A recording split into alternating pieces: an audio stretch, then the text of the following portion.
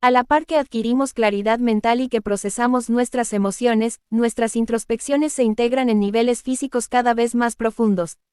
A medida que nos vamos sanando y transformando, las verdades conceptuales se convierten en realidades vivas. Roles, fantasías y máscaras. ¿Cómo compensamos la brecha materna? Todas nos hemos amoldado al grado de disponibilidad emocional de nuestros padres. Para descubrir cómo nos afecta esto en nuestra rutina diaria hemos de revisar esa brecha materna y cómo logramos adaptarnos para llenar ese vacío y sobrevivir en nuestro entorno de la infancia. Un aspecto esencial que hemos de contemplar son nuestras conductas o dinámicas repetitivas. Es fácil confundirlas con "yo soy así", pero es posible que, en realidad, sean mecanismos de defensa que una vez nos ayudaron a afrontar abusos emocionales o negligencias. Afortunadamente, estos mecanismos se pueden cambiar. Roles familiares. Además del papel de la buena chica, hay muchos otros que podemos desempeñar en la familia. El de la hermana mayor fuerte, la payasa de la casa, la callada, la rebelde, la cerebrito, el espíritu libre, la abeja reina, la tímida, la pequeña, el alma de la fiesta, la solitaria, el pilar de la familia, etc. Muchos de estos roles pueden actuar como capas que ocultan nuestro sufrimiento. Nos hace predecibles y estables, y nos dan una identidad en la familia, pero también pueden encasillarnos cuando somos adultas, y nuestro potencial se puede marchitar dentro de estas restricciones. Aunque representé el papel de la buena chica, podemos interpretar muchos otros, según la dinámica familiar que moldeó nuestra conducta de niñas. Muchas mujeres hacen lo contrario y se rebelan contra sus madres desde el principio. En lugar de aguantar o aceptar sus creencias y decisiones, algunas se distancian y rebelan contra la madre para autoprotegerse y conservar su individualidad. No obstante, tanto si desempeñamos el papel de hijas rebeldes como el de buenas chicas, o algo totalmente distinto, la cuestión es que esos papeles encierran un sufrimiento profundo y enmascaran ese dolor de distintas formas. Cada hijo o hija de una familia tendrá experiencias muy distintas con sus padres, aunque vivan en la misma casa. Por razones varias, las madres pueden relacionarse con cada hijo e hija de un modo distinto. Los hermanos pueden sentirse emocionalmente unidos porque han vivido las mismas experiencias, pero al ejercer cada uno o una distintos roles puede haber tensión, debido a divergencias en sus percepciones. Cualesquiera que fueran los patrones de conducta, los más compulsivos, defensivos y con carga emocional, suelen ser los que se crearon como respuesta a mitigar el sufrimiento en la infancia. Permanecen en su sitio para protegernos de otros males, incluso mucho tiempo después de que el peligro haya desaparecido. Relatos falsos. Todo está bien, además del falso yo. Tal vez nos hayamos contado a nosotras mismas alguna versión del todo está bien, cuando no era cierto. Lo hicimos para defendernos de las emociones dolorosas que nos provocaba nuestra situación. Es una manera de reducir la gravedad de la brecha materna o restarle importancia y un aspecto normal de la supervivencia humana. Parte de la sanación consiste en reconocer la verdad de lo insoportable que realmente fue. Aceptar el fue realmente malo forma parte del proceso de tomar conciencia de nuestro sufrimiento para vivir más en la realidad. Es el inicio de la fisura de nuestra negación, de aceptar nuestra pena, de sentir compasión por la niña que fuimos y de adentrarnos en una visión del mundo más clara. Es importante recibir ayuda en este proceso. A continuación tienes algunos ejemplos de la brecha materna. Son palabras de mujeres que han asistido a mis cursos. Las he usado con su permiso y he cambiado sus nombres. Un ejemplo de la brecha materna. Karen, tengo 53 años, toda mi vida he estado enfadada con mi madre y la he menospreciado porque jamás me dio el apoyo y la atención emocional que necesitaba. Lo que más le importaba era tener buen aspecto para los demás. Recientemente, me he dado cuenta de que muchas de las cualidades que me gustan de mí proceden de ella. Creatividad, generosidad, sociabilidad, preocupación, aunque no por mí, curiosidad, espíritu viajero, fan de la lectura y de la cultura, etc.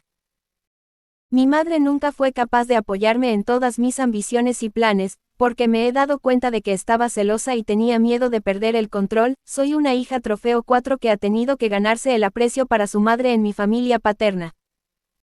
Lo que siempre deseé de ella es que fuéramos aventureras, ambiciosas, valientes y poderosas juntas. Incluso desde muy joven ya sentía esta ambiciosa energía de crecimiento y poder. Pero me defraudó por completo y a menudo me ridiculizaba. Así que me entristece pensar que jamás seremos las compañeras que quería que fuéramos. También me he dado cuenta de que su herida es mucho más profunda que la mía y me da rabia que jamás se haya interesado en cerrarla. Sentir y liberar todas esas emociones de la brecha materna ha sido muy fuerte. Antes de empezar este trabajo interior, mis emociones me habían estado saboteando de todas las maneras posibles y en todos mis planes y proyectos de negocio. Me echaba atrás y sentía resentimiento, me quedaba paralizada y no podía empezar nada. Pero, ahora, esta semana, he recibido una propuesta comercial de una empresa para organizar retiros mensuales para mujeres. El modelo de negocio es estupendo y el contenido es justo lo que deseaba y para lo que me he estado preparando los últimos años. Dudo que se trate de una coincidencia, estoy tan entusiasmada y agradecida que casi lloro.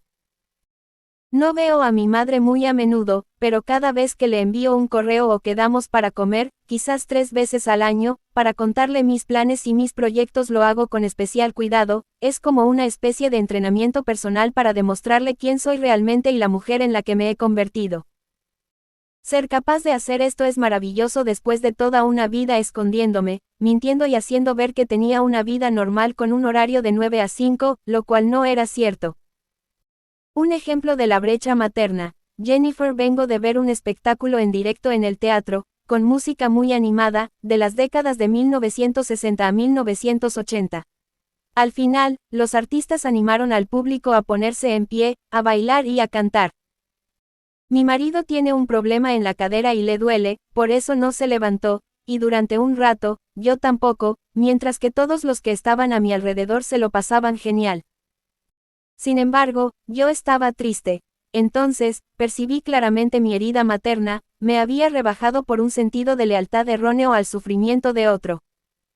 La lealtad al dolor de mi madre era mi forma de compensar su negligencia ante mi sufrimiento y que me considerara egoísta por tener mis necesidades. Así que me levanté y me puse a cantar, aunque no totalmente entregada, porque todavía estaba un poco triste. En ese momento, sentí que una pequeña parte de mi campo de energía estaba apegado a mi esposo y que me estaba frenando, me mantenía amarrada a su sufrimiento exactamente del mismo modo como lo hacía mi madre. Cualquier otra conducta, según ella, habría sido egoísta. No sé cómo, pero conseguí librarme de esa soga y reforcé mis límites. Eso me produjo una gran alegría y pude disfrutar en cuerpo y alma de bailar y de cantar. De pronto, me di cuenta de que tenía pleno derecho a sentir mis propios sentimientos y a actuar de acuerdo con ellos, no con los de otra persona. La amenaza de que pudieran llamarme egoísta me ha perseguido toda la vida. De pronto, me di cuenta de la falsedad y la manipulación que encerraba esa actitud, pero no sentí resentimiento. Fue como un destello de libertad, gracias a que he estado procesando la soledad y la vergüenza que sentía de niña, cuando no recibía aprobación por mis sentimientos y necesidades individuales. Ahora, en lugar de avergonzarme de ellos como hacía antes, me siento segura siendo yo misma y siendo independiente. Cada vez que doy un paso así, me parece absolutamente alucinante. Un ejemplo de la brecha materna. Alex estaba en plena batalla legal con mi exmarido por la custodia. Mi madre procede de una familia tradicional que cree que has de seguir casada pase lo que pase. El proceso de divorcio fue muy complejo y ella nunca me preguntó cómo estaba. Fingía pasar absolutamente del tema, hasta que un día me llamó y me pidió que se lo contara todo. Al principio, me sentí aliviada al ver que expresaba su interés por cómo me iba, pero cuando colgué el teléfono, me di cuenta de que me encontraba peor. Al cabo de unos días, observé que estaba peor después de la llamada, porque no había notado ninguna empatía, preocupación o compasión por su parte, por el sufrimiento emocional que estaba soportando. Solo quería saber los hechos y colgó el teléfono sin apenas haber hablado. Reconocí que eso era la continuación de lo que pasé con ella cuando era niña. Siempre intentaba distraerme de mis sentimientos para mantener la paz en el hogar. Necesitaba aparentar que todo iba bien y manipulaba todas las interacciones de la familia. Mi padre estaba siempre estresado por temas económicos, y el único control que ella podía ejercer era mantenernos callados, obedientes y con buena cara ante los demás, para no empeorar las cosas. Creo que esta es la razón por la que siempre elegía parejas que parecía que me hacían perder un poco mi equilibrio. Al principio eran muy amorosas y afectuosas, pero siempre llegaba un momento en que cambiaban, banalizando y minimizando mis emociones y burlándose de ellas. Yo dudaba de mí misma, me sentía inferior y anteponía su opinión a la mía. Ahora, por fin, puedo ver que estaba predispuesta a ello, porque aprendí a una edad muy temprana que mis sentimientos no importaban. Esta claridad me ha dado la energía necesaria para romper con este patrón, cada vez que lo detecte. Es increíble, porque cuanta más empatía y espacio creo para mis emociones, más puedo hacer lo mismo para mis dos hijas. Recibir ayuda es básico en tu exploración de la brecha materna, ten paciencia y sé compasiva contigo misma. Es normal sentir emociones dolorosas cuando hacemos este trabajo y analizamos lo que hay detrás de los roles, las máscaras o los relatos que hemos utilizado para evitarlo. No te sorprendas si te enfadas o entristeces cuando examinas los patrones, acontecimientos, situaciones y emociones de tu infancia temprana. Recibir ayuda es una parte fundamental del trabajo sobre el sufrimiento original. Lo ideal es recibirla de diversas fuentes. Entre ellas se incluyen, terapia individual de larga duración, terapia de grupo, arteterapia, grupos de ayuda mutua, talleres, relaciones afectuosas, trabajo corporal, masaje y trabajo energético. Dedicar tiempo regularmente para estar a solas y reflexionar. Hacer ejercicio, estiramientos y mover el cuerpo.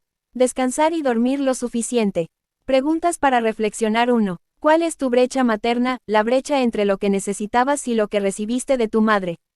2. ¿Cómo has intentado llenar ese vacío hasta ahora? ¿Cuáles han sido las máscaras que has llevado o los roles que has interpretado inconscientemente para compensarlo? 3. ¿Qué acciones puedes realizar ahora para reparar la brecha materna desde tu interior? 1. Páginas 129 a 130. El concepto de The Many Faces of the Good Mother, las múltiples caras de la buena madre, ha sido adaptado de The Emotionally Absent Mother, segunda edición actualizada y ampliada, de Jasmine Lee Cori, The Experiment, 2017. 2. Editorial Sirio, 2016. 3 páginas 61 a 62, 133 y 191. Republicado con el permiso de Nuarbinger, de hijos adultos de padres emocionalmente inmaduros de Lindsay C. Gibson, 2015. Permiso concedido a través del Copyright Clearance Center, Inc. 4N de la T. Los niños o niñas trofeos son los que los padres utilizan como una extensión de sí mismos, para realizar a través de ellos los sueños que no pudieron cumplir. A capítulo 6 indicativos de que has de hacer un cambio a medida que iba pasando el tiempo, la terapia iba desenterrando cada vez más tristeza y frustración, puesto que me permitía ver con mayor claridad la disfuncionalidad de mi familia. Aunque viera la forma en que la dinámica con mi madre se manifestaba en distintas áreas de mi vida, no me sentía preparada para afrontar directamente nuestra relación. Para mí era un sendero oscuro por el cual no quería caminar, a pesar de que sabía que al final tendría que hacerlo. Así que se iban acumulando síntomas. No quería parecerme a ella, y en aquel tiempo, lo manifestaba con mi obsesión por el deporte, la salud y mi imagen corporal. Estar con mis amigos y bailar regularmente me ayudaba a ser positiva y a sentirme inspirada. Lo que más me interesaba era la espiritualidad y la meditación. Solía participar en talleres que ofrecían en un pequeño centro para retiros que había en un pueblo cercano. Necesitaba tener un propósito y me preguntaba cómo podría ayudar al mundo. Quería poder mirar a mi madre para inspirarme y sentir su aprobación sobre pensar a lo grande y hacer algo importante en mi vida, pero ella permanecía en silencio y distante. Por aquel tiempo, conocí a una mujer llamada Miranda, vidente, maestra y sanadora y que impartía talleres, y se interesó por mí. Siempre era la más joven de la clase e interpretaba el papel de la buena chica y la alumna perfecta. Hice una sesión con ella, en la que le confesé que sentía la necesidad de dedicarme a algo más grande para ayudar al mundo, pero no sabía qué era. Al poco tiempo, me ofreció que fuera su aprendiza y que la ayudara en la apertura de un centro para hacer retiros espirituales en el centro del país. Acepté, a pesar de que recibí señales de alarma y de las serias reservas de mi terapeuta. La experiencia en el centro de retiros ni fue espiritual ni lo que yo pensaba. Me di cuenta de que estaba en un ambiente tóxico y que me había llevado hasta allí para hacer de limpiadora y administrativa sin sueldo. Aun siendo consciente de ello, tardé 6 meses en superar mi idea equivocada de que las cosas mejorarían y que, entonces, me marcharía. En aquel tiempo no podía ver que mi apego a esa instructora se debía a mi necesidad de tener una madre y de recibir aprobación, una figura materna adorable y poderosa que supiera valorarme por ser yo misma. De hecho, mi relación con Miranda era una réplica de la dinámica y los traumas que había experimentado con mi madre. Darme cuenta de eso supuso una gran decepción, pero, en última instancia, me ayudó a no idealizar tanto a las figuras de autoridad como había estado haciendo hasta entonces. Cuando regresé, me matriculé en una escuela de posgrado. La buena chica y superconseguidora estaba en plena euforia. Saqué sobresaliente en todas las asignaturas. Era asistente de profesor 1 en el departamento, y luego me obsesioné con ser aceptada en un programa para el doctorado, que más tarde decidí no hacer. Mucho después, me di cuenta de que creía que si tenía suficiente éxito para impresionar a mi familia, al final, dejaría de ser invisible para ella, y me sentiría digna y capaz de controlar mi propia vida. En aquel entonces, todavía no sabía que no hay nada del mundo exterior que pueda llenar este vacío, que eso tenía que ser un proceso interno. Por esos tiempos, inicié una relación con un chico que se llamaba David. Habíamos trabajado juntos durante 6 años en el restaurante, y al cabo de un año de vivir juntos, nos trasladamos a Nueva York. Marcharme fue crucial para distanciarme de mi familia y perfilar mi perspectiva sobre mi infancia y su influencia en mi vida actual.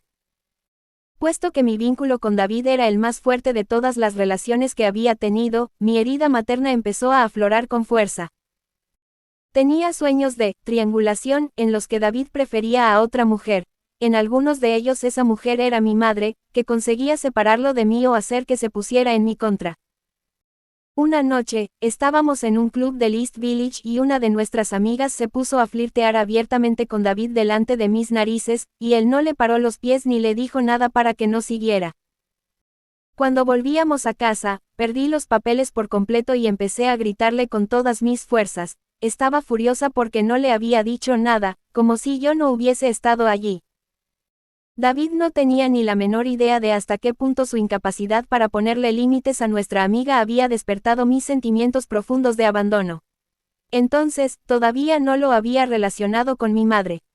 Esa noche, hablamos del tema y le dije, solo quiero ser la persona más importante de tu vida. Me costó mucho decir esas palabras.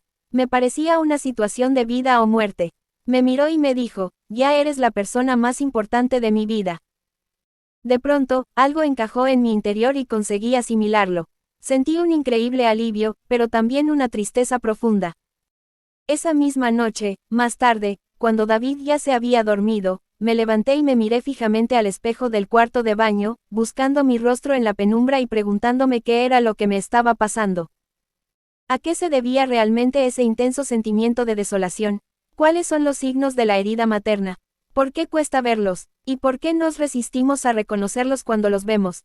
Puesto que la herida materna afecta de algún modo a todas las áreas de nuestra vida, reconocer los signos en una de ellas puede contribuir a hacer descubrimientos y a tomar conciencia en muchas otras áreas. Durante generaciones, las mujeres han atribuido erróneamente los signos de la herida materna a fuentes que parecían menos peligrosas, y nunca llegaban realmente a la raíz de su sufrimiento. El problema es que cuando no llegamos a la raíz, nuestros problemas se siguen repitiendo una y otra vez, nos persiguen en el trabajo, en las nuevas relaciones y en muchas otras cosas. Los temas más habituales que debemos reconocer estos son síntomas que aparentemente nada tienen que ver con tu madre. Puedes tener estas experiencias y seguir sintiendo que tu relación con tu madre es armoniosa, evitar emociones difíciles. La necesidad de tener siempre una actitud positiva. Insensibilizarse, por medio de consumo de sustancias, las redes sociales, ir de compras, etc. Emociones intensas desproporcionadas para la situación actual. Repetir patrones que sientes que jamás llegan a resolverse.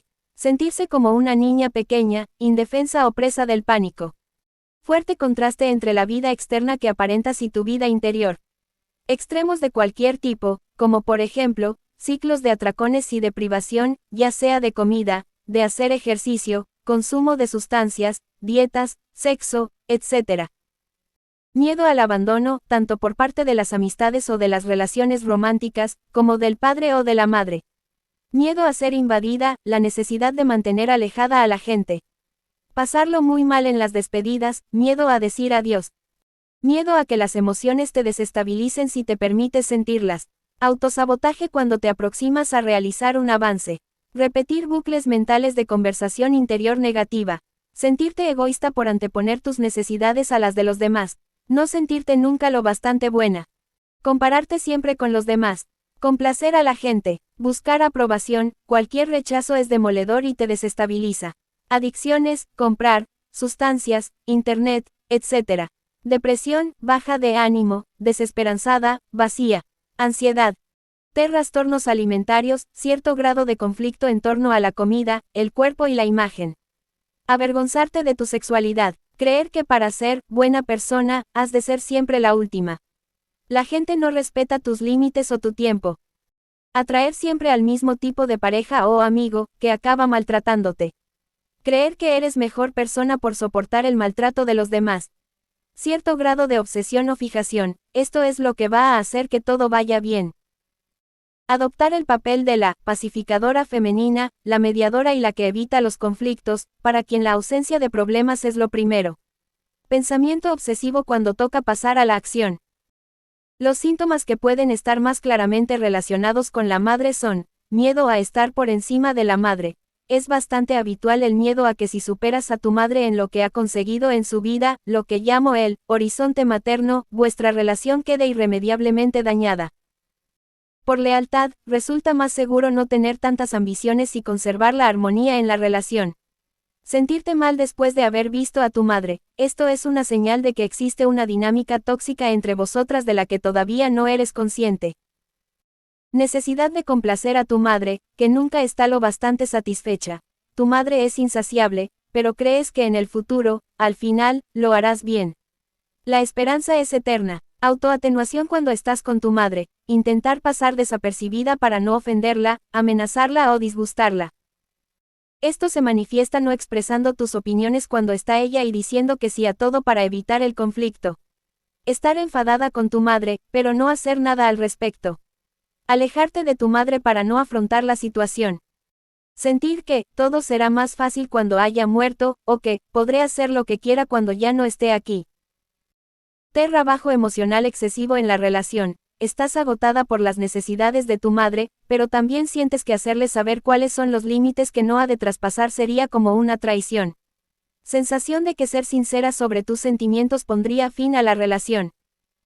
Miedo a sentirte como una hija desagradecida, si reconoces que tienes sentimientos hacia ella que te hacen sufrir. Tu madre parece indefensa y siempre necesita apoyo. Evitas a tu madre. Tu madre no te llama si no es porque necesita algo. Tu madre cotillea o se fija demasiado en personas que no conoce bien. Te sientes responsable de su bienestar. Si tiene problemas económicos o en sus relaciones, sientes que eres tú quien ha de resolverlos. Tu madre te dice que eres su mejor amiga, hija favorita o a quien más quiere, o lo contrario, que nunca estarás a la altura. Las críticas, las burlas o el sarcasmo son habituales en ella. Sentimientos o experiencias son minimizados, menospreciados o tomados a broma. Expresar tus sentimientos, necesidades u opiniones implica hostilidad, ser relegada, amargura o celos. Sientes que tu madre tiene celos de ti. Crees que puede haber algún tipo de represalia si te sales de tu papel de la hija fiel. Tienes la sensación de que tu madre se fija solo en los roles, lo que significa que su papel de madre es un arma que puede usar contra ti si no actúas o hablas como ella quiere. Tu madre se comunica mediante contagio emocional, hace que la gente esté siempre adivinando o yendo con pies de plomo cuando está con ella, en lugar de comunicarse con respeto y abiertamente. Tu madre es impredecible, nunca sabes de qué humor va a estar de un día para otro, y esto hace que estés siempre alerta. Justificas su mala conducta diciendo, ella es así. La mecánica de la herida materna. A continuación verás algunas experiencias y patrones comunes, pero puede variar mucho su contenido. Tal vez no tengas ni idea de por qué se producen. Detonantes o retrospecciones emocionales. Situaciones con otras personas pueden provocar reacciones emocionales fuertes de intensidad desproporcionada. Relato mental negativo, una feroz voz crítica interior que viene a ser como la voz de tu madre. Agotamiento y desgaste, no se trata solo de agotamiento físico, sino de un profundo desgaste emocional. Lucha, huida o paralización. estas respuestas tienen un fuerte componente fisiológico, como la taquicardia o las manos sudadas. Sensación de agobio. Todo nos parece demasiado, y nos falta tiempo o espacio para descansar y recuperarnos del ajetreo de la vida. Sensación de carga. Sientes que todo depende de ti y que eres la única que puede hacerlo todo. Esto hace que tu vida te siga pareciendo cerrada y limitada. Sensación de esclavitud. Te sientes atrapada por tus circunstancias y tus relaciones, y te parece que no puedes salir de esto. Luchar por sobrevivir, sensación de que has de estar hipervigilante para sentirte a salvo y controlar tu vida. Temes que si te relajas, te pueda suceder algo malo. Existe una fuerte conexión entre el autosabotaje y la herida materna. El autosabotaje se produce cuando tenemos una meta o un deseo e inconscientemente creamos obstáculos que impiden el logro de dicha meta o cumplimiento de ese deseo. Puede parecer que el patrón del autosabotaje no tiene relación con la dinámica con tu madre. En general, el autosabotaje se debe a la necesidad de sentirnos seguras, de estar cómodas y en un entorno conocido. Si en nuestra infancia fuimos relegadas, castigadas o nos hicieron sentir mal por nuestra individualidad o nuestros deseos y necesidades, de adultas, interrumpiremos nuestro progreso para evitar que se repitan los mismos resultados. Para algunas mujeres ser grandes, visibles y poderosas puede suponer una traición a su madre, y para descargarse de esta culpa inconsciente se autosabotean. La relación entre la herida materna y el autosabotaje es bastante compleja. Este patrón comienza en una etapa muy temprana de nuestro desarrollo y puede ser muy insidioso. Los niños y niñas, para garantizarse su supervivencia, están biológicamente diseñados para buscar la aprobación de la madre a cualquier precio. Cuando llegamos a adultas, este patrón puede seguir operativo aunque no nos demos cuenta. Puede que todavía sintamos que nuestra felicidad depende de la de nuestra madre. Tal vez observes su tristeza y empieces a sentirte culpable de tu propio éxito. Esto es especialmente habitual en las mujeres que han sido parentificadas de pequeñas, la hija utilizada como progenitora de la niña herida interior de la madre. El autosabotaje puede ser un mecanismo de defensa para evitar el abandono y el rechazo por parte de la madre. Y es reforzado por la cultura patriarcal. Tal vez, inconscientemente, pensemos que no podemos ser totalmente felices o triunfar si nuestra madre está sola, triste, incómoda, amargada, es celosa, etc. Así es como lo ve nuestra niña interior, la que todavía piensa que su supervivencia depende del bienestar de su madre. Conocer estos signos, síntomas y dinámicas de la herida materna es el primer paso y una parte esencial en la creación y el desarrollo de la seguridad interior, que necesitamos para sanar y transformarnos. Tomar conciencia y nuestra claridad incipiente sobre estas dinámicas internas y relacionales es lo que nos libera para que no nos tengan tan atrapadas y paralizadas. Llegar a ser conscientes de cosas que antes pasabas por alto es un aspecto profundo de la reivindicación de nuestro poder personal. Preguntas para reflexionar 1. Cuando eras niña, ¿cuáles eran las situaciones específicas en las que tu madre te alababa, reconocía, recompensaba, aprobaba y trataba con cariño? 2. ¿Cuáles eran las situaciones específicas donde te mostraba algún tipo de rechazo, hostilidad agresiva, frialdad emocional, rencor, celos o amargura? 3. ¿Qué supone un gran reto para ti en estos momentos y qué lleva haciéndolo desde hace mucho tiempo? ¿Cómo se relaciona eso con las dinámicas de tu infancia? ¿Qué emoción dolorosa se manifiesta en estos momentos de tu vida y que también sentías de niña? 1N de la T. Es un ayudante de un maestro o maestra. No se requiere título universitario, aunque sí cierta preparación, y suelen dedicarse a los niños con necesidades especiales. No es un profesor sustituto, que si necesita titulación, aunque en casos de emergencia, también pueden hacer la suplencia. Esta figura no existe en España. D. Capítulo 7. La ruptura del linaje materno y el precio de volverte real. Durante el primer año que viví en Nueva York, empecé a ver aspectos de mi madre que nunca había observado antes. Gracias a la distancia física que nos separaba y a mi vinculación cada vez más estrecha con David, empecé a darme cuenta de hasta qué punto la había idealizado durante casi toda mi vida, porque me parecía generosa, amable y altruista, cuando, en realidad, muchas de las conversaciones que recordaba eran cotilleos o quejas sobre mi padre y otros familiares. Sentía vergüenza ajena cuando la escuchaba por teléfono y empecé a temer sus llamadas. Nuestras conversaciones no superaban los 10 minutos y eran superficiales. Escuchaba las novedades o cotilleos que tenía que contarme. Luego, inequívocamente, cuando le contaba una o dos cosas sobre mí, ponía fin a la conversación con la excusa de que tenía que marcharse. Me entristecía porque me daba cuenta de que siempre había sido igual, solo que antes no lo veía. Mi terapia continuada y profunda, que en aquellos tiempos hacía ya una década que practicaba, había ido reforzando sistemáticamente mi sentido del yo, me había ayudado a confiar más en mis propias percepciones y ampliado mi conciencia de lo disfuncional que era la dinámica de mi familia. Como suele sucederles a muchos supervivientes de traumas infantiles, había evitado e incluso negado durante mucho tiempo la magnitud de los acontecimientos dolorosos y recuerdos desagradables de las experiencias de mi infancia. Me iba dando cuenta gradualmente de la disfuncionalidad de mi familia, pero era bastante tolerante al respecto, y me sentía más cómoda trabajando los problemas de mi vida actual. No estaba dispuesta a cortar con el relato positivo que me había mantenido a salvo de pequeña, aunque en el fondo supiera que esa tendría que ser una parte inevitable de mi viaje. A medida que evolucionaba hacia mi verdadero yo en otras áreas de mi vida, quería ser capaz de adquirir un nivel similar de autenticidad y conexión con mi madre. Había un contraste cada vez mayor entre nuestra relación, que para mí era dolorosamente limitante y tóxica, y las nuevas directrices que intentaba seguir en otras áreas de mi vida, basándome en la forma en que mi terapeuta, Nicole, me trataba y se relacionaba conmigo. Estaba aprendiendo a cuidar mi individualidad desde dentro. Nicole siempre era respetuosa con mis perspectivas individuales y escuchaba con gran interés mis ideas y reflexiones y me animaba a seguirlas, aunque fueran muy distintas de las suyas. Se alegraba mucho de todos mis logros, de cada acto de autoempoderamiento y autoestima, porque le encantaba que me encontrara bien estando separada de ella.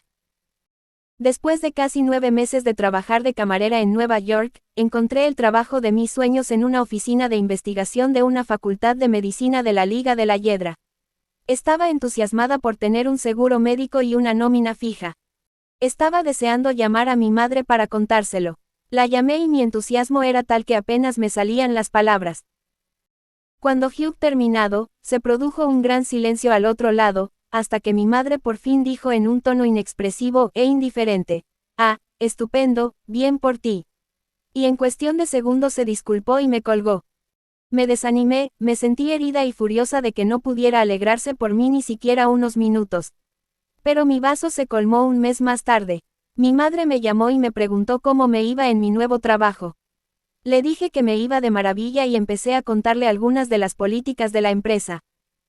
Me respondió en un tono altivo: «Eres como yo, así que te irá bien». A la mañana siguiente, cuando salía de la estación de metro entre la 56 y Lexington, sentí un subidón de energía y de indignación al recordar su comentario: «Eres como yo, así que te irá bien». En las 2 semanas siguientes, desarrollé un nuevo nivel de claridad sobre la naturaleza tóxica del tipo de relación que tenía con mi madre, y llegué a la conclusión de que ya tenía bastante. Quería una confrontación directa con ella y cambiar nuestra dinámica por otra, una en la que ambas estuviéramos conectadas y pudiéramos vernos mutuamente. Ya no quería seguir siendo su buena chica, su mascota o su flotador salvavidas. Quería una relación que me aportara algo. Jamás olvidaré el momento antes de hacer esa llamada. Estaba sentada en la cama de mi pequeño apartamento, con el móvil en la mano, mirando las notas que tenía escritas, que había preparado para no olvidarme de lo que quería decirle. Antes de llamar a casa, le pedí ayuda en voz alta al universo, porque sabía que lo que estaba a punto de hacer iba a ser como detonar una bomba en mi familia, pero, sin lugar a dudas, era lo que tenía que hacer por el bien de mi propia integridad. Cuando mi madre descolgó, le pregunté si era buen momento para hablar, pues quería comentarle algo sobre lo que me había dicho en nuestra anterior conversación y que le había estado dando vueltas desde entonces: «Eres como yo, así que te irá bien». Le dije que ese comentario me había enfurecido, porque había puesto de manifiesto que me había sentido invisible como persona independiente toda mi vida. Era el símbolo de un patrón muy antiguo en el que sentía que solo existía para mi madre en relación con ella, no por mí misma. Siento que me robas mi éxito relacionándolo siempre contigo y con que soy, como tú. Quiero sentirme orgullosa de mí misma por lo que soy, no por ser el espejo que refleja lo que tú eres. Sé que no lo haces a propósito y por eso nunca te he dicho nada antes. Pero ahora quiero que sepas lo doloroso que ha sido este patrón para mí. Quiero estar cerca de ti, pero han de cambiar las cosas para que mejore nuestra relación. Una vez le Hugh dicho todo esto, se quedó muy callada un momento, luego respondió, creo que le estás dando demasiada importancia. Yo te veo como una persona aparte. A partir de ahora vigilaré más lo que digo. A continuación se produjo un incómodo silencio, seguido de un, bueno, tengo que dejarte, hoy ha sido un día muy largo y estoy cansada.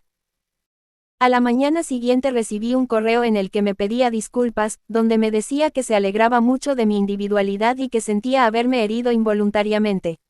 Me quedé anonadada. Tal vez no la había juzgado correctamente. Pero, después de ese primer correo, no tardaron en llegar otros, en los que se mostraba más a la defensiva y con una actitud de culpabilizarme, se autoeximía de toda responsabilidad para trasladármela de nuevo a mí y maquinaba lo que a mí me parecían teorías surrealistas respecto a lo que realmente me estaba afectando. Llegaron meses de muchos correos, en los que siempre expresaba sus manías persecutorias y cuánto me quería. No había curiosidad por la razón por la que me sentía de ese modo. Mi exposición de mis sentimientos había sido percibida como un ataque infundado y un intento de culpabilizarla. Siempre le decía que la quería y que lo único que pretendía era mejorar nuestra relación, no culparla de nada, que sabía que no lo hacía intencionadamente. Intentaba mantener el equilibrio entre empatizar con su tristeza respecto a lo que le estaba diciendo y seguir siendo asertiva en cuanto a mi derecho a tener mis propias percepciones y sentimientos. No accedí a guardar silencio o a sentirme culpable como hubiera hecho en el pasado. Con el paso del tiempo y mi actitud férrea de mantenerme fiel a mi experiencia, en vez de ceder a su relato, su enojo se transformó en rabia. Manifestaba su ira diciendo que hiciera lo que hiciera o dijera lo que dijera, siempre estaba equivocada. Se metía con mis fracasos sentimentales y otras iniciativas que no me habían funcionado en la vida, como prueba de que yo tampoco era perfecta. Todo este periodo de correspondencia se convirtió en una montaña rusa emocional como jamás hubiera podido imaginar. Tenía la sensación de que hablábamos dos idiomas totalmente distintos. Por más que intentara explicarle mis buenas intenciones, expresar mis sentimientos con mucha empatía y con palabras amables, no servía de nada. Dediqué muchas horas de terapia a dilucidar con mi terapeuta cuáles eran las formas más respetuosas, empáticas, honestas y consideradas de comunicar lo que sentía, pero no parecía surtir efecto. Por el contrario, su represalia era un adiós, Bethany, totalmente despectivo. Su rabia aumentaba progresivamente. Me dolió en el alma descubrir que no había energía de madre, voluntad alguna de responsabilizarse, ni curiosidad o interés en comprender mi punto de vista, ningún deseo de reciprocidad. Después de aquel correo inicial en el que me pedía disculpas, sacó sus armas y tenía la sensación de que estaba luchando a muerte contra mí, como si su vida dependiera de acabar con mis percepciones divergentes y mi propia individualidad. Parecía indignada porque veía que no volvía al redil y que ya no era su buena chica, porque se daba cuenta de que ya no temía decirle las maneras en que me había fallado, y que no priorizaba sus sentimientos sobre los míos, sino que me ponía a su misma altura. Empezó a despedirse en sus correos escribiendo, no tengo hija. Vivir todo esto fue como si mi cuerpo estuviera ardiendo 24 horas al día, experimentando picos de adrenalina y días bajos de caer en una tristeza petrificante. Sus respuestas fueron mucho peor de lo que me esperaba y todo supuso un proceso muy desestabilizador. Fue traumático ver que mi madre intentaba abiertamente que me sintiera insegura, que tergiversaba mis palabras, que pretendía avergonzarme por mis errores y, por si fuera poco, no disimulaba la petulante satisfacción que parecía obtener al hacerme comentarios infantiles. La peor parte era la impotencia que sentía, al darme cuenta de que por más que intentara hacerle ver que mis intenciones eran buenas, se empecinara justo en lo contrario. Gracias a Dios que tenía a Nicole y a David en mi vida, que eran mi apoyo estable y seguro mientras me sucedía todo esto. Iba a trabajar, al gimnasio, y la terapia la hacía por teléfono una vez a la semana, por lo demás pasaba el tiempo en casa. Quería sentir conscientemente el dolor que me ocasionaba esa situación y estar lo más presente posible con mis sentimientos.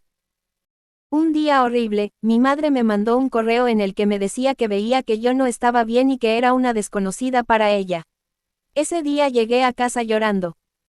Fue alucinante darme cuenta de que mi madre se negaba a aceptar responsabilidad alguna o a analizarse a sí misma, y que prefería considerarme una enferma para protegerse ella. Había desviado toda la atención hacia lo que estaba mal en mí. Tras varios meses de intensa comunicación por correo electrónico, donde sistemáticamente me había convertido en el chivo expiatorio para todo, en el blanco de su rabia, de su vergüenza y de su lenguaje hiriente, dejé de responder a sus correos. Cuando se interrumpió la correspondencia por mi parte, intentó conectar conmigo de otros modos.